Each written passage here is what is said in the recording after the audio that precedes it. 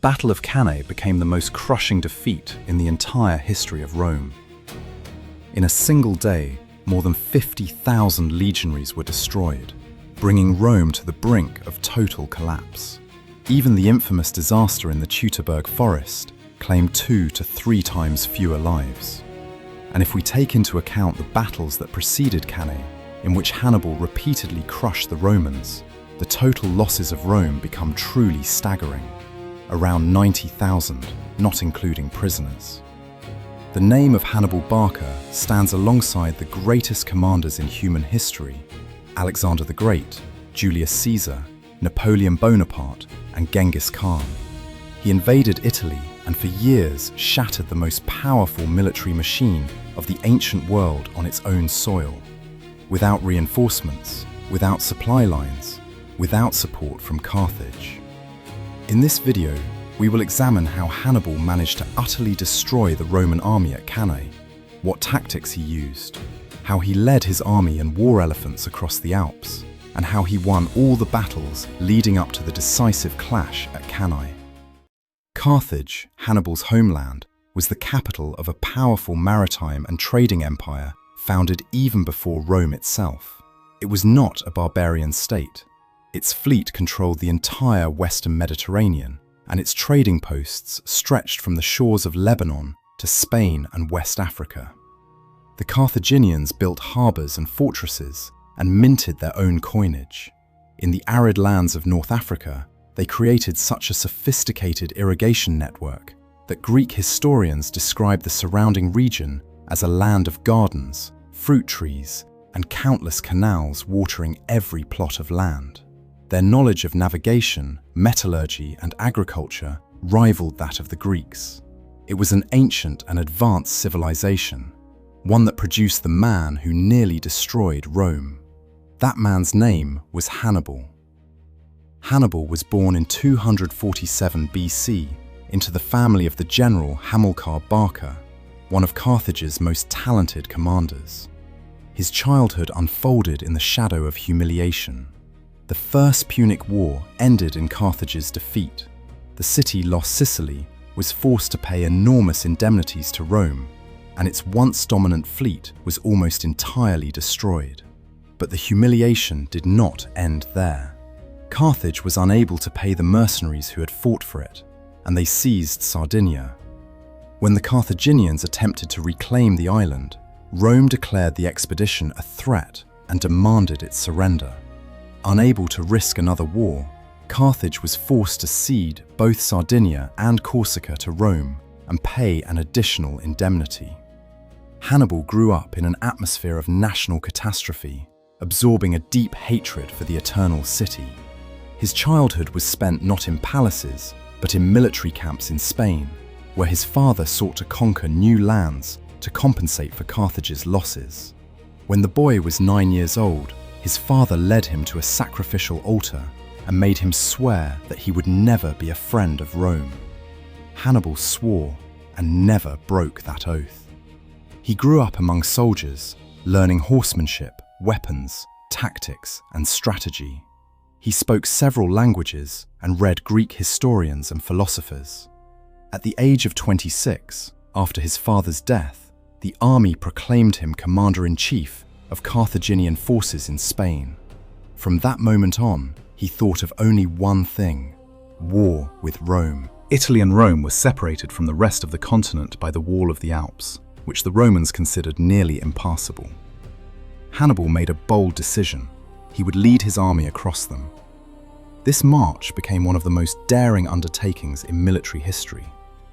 The elephants Hannibal brought with him became the symbol of that crossing. Around 37 war elephants climbed icy paths where even men slipped into the abyss. They were led along trails barely wide enough for a single person. The losses were enormous. Of nearly 50,000 soldiers, only about half reached Italy. The army Hannibal brought into Italy was a remarkable phenomenon, a true international force of the ancient world. Carthage recruited soldiers from across the Mediterranean. Hannibal's army included Numidian cavalry, Spanish and Celtiberian infantry, Gauls, Libyan veterans, and Balearic slingers. They spoke different languages, worshipped different gods, and fought in their own ways.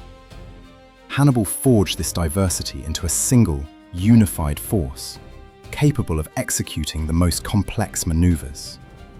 Before invading Italy, Hannibal had established an extensive intelligence network there. His scouts reported on the political situation in Rome, the mood among Italian allies, and the personalities and weaknesses of Roman commanders. Hannibal never entered battle without studying his enemy in the smallest detail. He knew which tribes resented Roman rule. He knew which consuls were hot-headed and prone to provocation, and which were cautious and dangerous. The Romans captured one such spy, cut off both his hands, and then released him as a warning to others. The first clash with the Romans occurred at the Ticinus, a cavalry skirmish, the smallest of the coming battles. Yet even it ended in the rout of the Roman cavalry and the severe wounding of the consul Publius Cornelius Scipio. Rome lost 2,000 horsemen. In the battles that followed, the full scale of Hannibal's genius became clear, along with the tactics that would later inflict Rome's most devastating defeat at Cannae: provocation, entrapment, annihilation. The first of these was the ambush at the Trebia. At dawn, Hannibal sent Numidian cavalry across the icy river to provoke the Romans. The Numidians approached the camp, harassed the guards and sentries with missiles, then retreated, luring the enemy after them. The consul Sempronius first threw in the cavalry, and then the entire army in pursuit. The legionaries crossed the river. The water in December rose to their chests, their limbs stiffening from the cold. When they reached the opposite bank, they were met by the Carthaginian army drawn up in battle formation. At the height of the fighting, a Carthaginian detachment of 2,000 men, hidden in a brush-filled streambed, struck the Roman flanks and rear. The Romans were surrounded.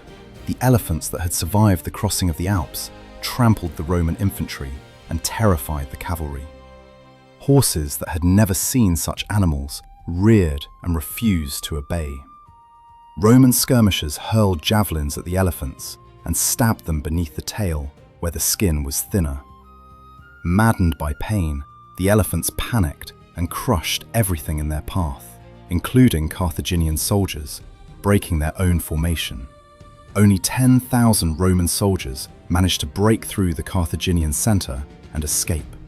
Around 20,000 legionaries were killed. According to the Roman historian Joannes Sonarus, had the wounded elephants not panicked and turned against their own ranks, Roman losses would have been even greater. Many years later, in another battle, Hannibal's brother Hasdrubal Barca would take this lesson to heart. He ordered that every mahout carry a hammer and chisel to drive into the base of an elephant's skull if it began to threaten friendly troops. After the battle, severe cold set in. Rain mixed with snow and freezing temperatures killed almost all the elephants that had survived the fighting. Only one remained, named Surus. It was he who carried Hannibal toward an even more audacious victory. In the spring of 217 BC, Hannibal needed to outmaneuver the Roman armies blocking the passes through the Apennines. The Romans had positioned two armies along the possible routes of his advance. Wherever Hannibal went, he would encounter one army, while the other would come to its aid. But Hannibal chose a third path, the one the Romans considered impassable. He led his army through the marshes of the Arno River. For 4 days and 3 nights, the soldiers marched across flooded ground without finding a dry place to rest.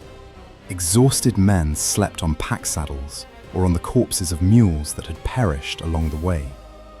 Horses' hooves and men's feet rotted from constant exposure to water. Hannibal himself rode on Surus. Elephants move cautiously, feeling the ground, testing its firmness before shifting their weight. Their wide feet distribute pressure over a large surface area. Where horses and mules sank into the mud and died by the dozens, the elephant moved with greater confidence. In the marsh waters, Hannibal contracted a severe eye infection and permanently lost sight in his right eye. The plan succeeded. Hannibal emerged from the marshes, appearing in the rear of the legions of Gaius Flaminius. To draw the consul out of his fortified camp, Hannibal began methodically ravaging the countryside, looting, burning villages, and destroying crops. These were lands Flaminius was sworn to protect. It was a personal insult to the consul. Hot-tempered and ambitious, Flaminius rushed into pursuit, without reconnaissance and without waiting for the army of the second consul. Hannibal led him exactly where he wanted, to a narrow road along the shore of Lake Trasimene, hemmed in between water and wooded hills. During the night, the Carthaginians took positions on the slopes. At dawn, a dense fog covered the lake. The Roman army, about 25,000 men, entered the narrow corridor in marching column, unaware that tens of thousands of Carthaginian soldiers lay concealed around them in the mist. When the bulk of the column was inside, trumpets sounded from all sides. The Carthaginians surged down from the hills, cavalry cut off retreat, and the path ahead was blocked by Carthaginian infantry. The Romans could see no more than a few dozen paces ahead. They had no time to form ranks. They were stretched out in column and could not even see their commanders. Within 3 hours, it was over. Consul Flaminius was killed. Thousands of Romans were driven into the lake, where they drowned in heavy armor or became stuck in the mud while cavalry cut them down. About 15,000 Romans were killed. 10,000 in the vanguard managed to break through the Carthaginian infantry and escape. The Carthaginians lost around 1,500 men. Hannibal's victories were matched by his political cunning. The Roman army consisted not only of Roman citizens, but also of warriors from Italian tribes subdued by Rome. After each victory, Hannibal deliberately released Italian prisoners without ransom, while keeping Roman citizens captive. The message was clear. Your war is not with us, it is with Rome. You are not our enemies. Join us. It was a calculated strike at the very foundation of Roman power, the system of allied and subordinate tribes that supplied Rome with manpower. Hannibal presented himself as a liberator, yet the Italian tribes, though subject to Rome, did not rush to his side. They feared Rome's brutal reprisals. They saw that Hannibal was winning, but they did not believe Rome could be defeated. Rome was too strong. But the Battle of Cannae would change everything. For now, only the Gallic tribes of northern Italy, recently conquered by Rome and deeply resentful of it, joined Hannibal. Their support doubled the size of his army. Not all tribes believed in Hannibal's mission of liberation. Some had joined Rome voluntarily in exchange for protection. Moreover, Hannibal was forced to plunder Italian settlements to feed his vast army, as no supplies arrived from Carthage. After a series of Hannibal's victories, the Roman Senate was filled with rage and fear. Appointed dictator, Quintus Fabius Maximus, adopted a strategy of avoidance. He shadowed Hannibal, refusing a pitched battle and wearing the Carthaginians down with minor engagements. The Romans nicknamed him the Delayer. The strategy worked, but it wounded Roman pride. The people and the Senate demanded a decisive blow. For 216 BC, 2 consuls were elected. Gaius Terentius Varro was a man of the people, the son of a butcher. He rose through popular support, hot-headed, ambitious, and hungry for glory. Opposing him was Lucius Aemilius Paulus, a representative of the old aristocracy, cautious and experienced, fully aware of Hannibal's danger. The Roman system required the consuls to command the army in alternation, day by day. This meant strategy changed every 24 hours. One day, the army followed Paulus's cautious plan. The next, it rushed forward under Varro's aggression. Hannibal, well aware of both men's temperaments, waited for Varro's day. The consuls were about to command the largest army Rome had ever assembled. After 3 consecutive defeats, Rome understood it could not defeat Hannibal in a fair fight. and instead relied on overwhelming numbers. The scale of mobilization was staggering. The Senate doubled the number of legions and increased their size.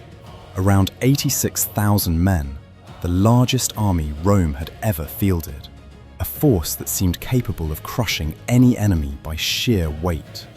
Hannibal had about 50,000.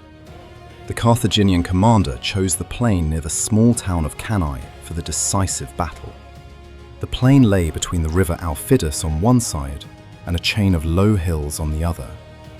Cannae was a major grain depot supplying the entire region. Hannibal seized it. The loss of this supply point threatened the food security of the surrounding lands, and the Romans could not ignore it without appearing powerless in the eyes of their Italian allies. When the Romans arrived and made camp, Hannibal increased the pressure. He sent Numidian light cavalry to harass their water carriers. Tens of thousands of men and thousands of horses consumed enormous amounts of water, especially in the August heat of southern Italy. Access to the river was vital. The Numidian riders approached the very fortifications of the camp, attacking water carriers and pelting them with javelins. It was impossible to intercept them with infantry. Infantry could not catch them. Deploying cavalry was risky. The Roman horsemen were inferior in both numbers and skill. This drove Varro into a fury. Paulus, who commanded that day, did not want to fight on such ground. The flat terrain was ideal for cavalry, where the Carthaginians held the advantage. But the next day, command passed to Varro, and he immediately led the army into battle. Varro intended to build mass and strike the center like a battering ram, break Hannibal's line, split the enemy army, and drive it into rout. Roman infantry had already broken through the Carthaginian center at the Trebia. 10,000 soldiers had escaped that way. Varro planned to repeat the maneuver. He reduced the gaps between maniples and deepened the formation. Cavalry covered the flanks. The Roman plan was obvious, and it was precisely this obviousness that Hannibal relied on. He arranged his army in an unusual formation. In the center, directly facing the Roman Udar, he placed Spanish and Gallic warriors, brave but not the most resilient. And in that very center, in the front ranks, stood Hannibal himself along with his generals. The center line was pushed forward, forming a bulge toward the Romans.